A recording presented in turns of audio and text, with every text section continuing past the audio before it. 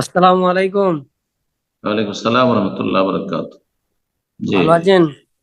বলেন। আমি কোথা থেকে? আমি তো আল খবর থেকেই বলছি। সেদিনকে দেখা হলো আপনার সাথে গত হইতে। কি নামটা বললেন? আমানতুল্লাহ। আমানতুল্লাহ। আচ্ছা, চলেন প্রশ্ন করেন আপনার। এখন ব্যক্তি আমি পরিচয় সময় নেই, অল্প সময়।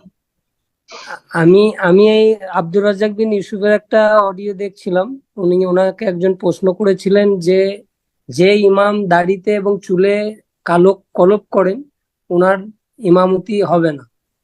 এর তাৎপর্য হুম। জানতে চাইছি আপনার কাছে। সে ফাসেক। যারা বলছে যে দাড়ি কালো করা হারাম, অধিকাংশ ওলামারা এটাই বলছেন। একমাত্র হানাবেলা হামবেলা হামবেলি মজাহ বলছে মাকরু। হ্যাঁ, যে জন্য অনেকেই আরবরা আরবরা কালো করে থাকে, তাদের কাছে এটি নাজায়েজ নয়। তো তাদের তাদের ফিকহে সেটি জায়েজ। তারা কিছু দলিল পেশ করেছে, কিছু সালাফ থেকে সাহাবায়ে কেরামদের আমল পেশ করার চেষ্টা করেছে তারাও। কিন্তু এই ক্ষেত্রে সতর্কতা, দুটি তিনটি হাদিস রয়েছে যার ফলে দাড়ি কালো করা জায়েজ নয়, বরং ব্রাউন, বেশি তো ব্রাউন করতে পারবে, আর না হলে মেহেদির রং যে রয়েছে লাল অথবা ব্রাউন করবে। হ্যাঁ, লাল কালোর মাঝামাঝি এটা চলবে, কিন্তু কালো করা জায়েজ নয়। একটি নাজায়েজ কাজ কেউ যদি করে, তাহলে সেই ব্যক্তি কাফের তো না, কাফের পিছনে নামাজ হবে না। মুশরিক তো না, বড় মুশরিক, তার পিছনে নামাজ হবে না। ফাসেকের পিছনে নামাজ হবে। যেখানে যার দাড়ি নেই তার পিছনে নামাজ হবে, তার টাকার নিচে কাপড় আছে তার পিছনে নামাজ হবে। যেই ব্যক্তি আপনার সুদ খায় তার পিছনে নামাজ হবে, ঘুষ খায় তার পিছনে নামাজ হবে।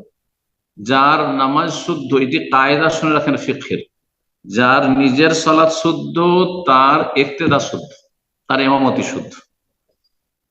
বোঝা গেছে? নবী সাল্লাল্লাহু আলাইহি সাল্লামের সহিহ হাদিস রয়েছে, সাল্লি আলা মান ক্বালা লা ইলাহা ইল্লাল্লাহ সাল্লি খালফা মান ক্বালা লা ইলাহা ইল্লাল্লাহ। যেই ব্যক্তির লা ইলাহা ইল্লাল্লাহ তাওহীদ ঠিক আছে, বড় শিরক কুফরি মুক্ত আছে, নাস্তিক নয়, মাজার পূজারি নয়, আল্লাহ ছাড়া অন্যকে ডাকে না, সেই ব্যক্তির পিছনে সালাত আদায় করো, সেই ব্যক্তির জানাজা পড়ো। ফাসিকের জানাজা পড়া যায়, ফাসিকের ইমামতি যায়।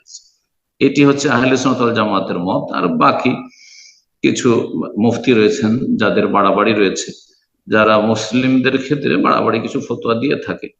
আল্লাহ রাব্বুল আলামিন সঠিক জায়গা থেকে ফতোয়া নেওয়ার তৌফিক দান করুন। ফতোয়া নেওয়ার ক্ষেত্রে আপনাদেরকে সতর্ক হইতে হবে।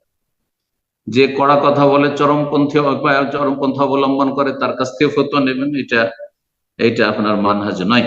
মানহাজ হইতে হবে যে ইলমি কথা যারা বলে কোরআন সুন্নাহ, তাদের থেকে নিতে হবে। জি, আল্লাহ সঠিক বুঝ দান করুন।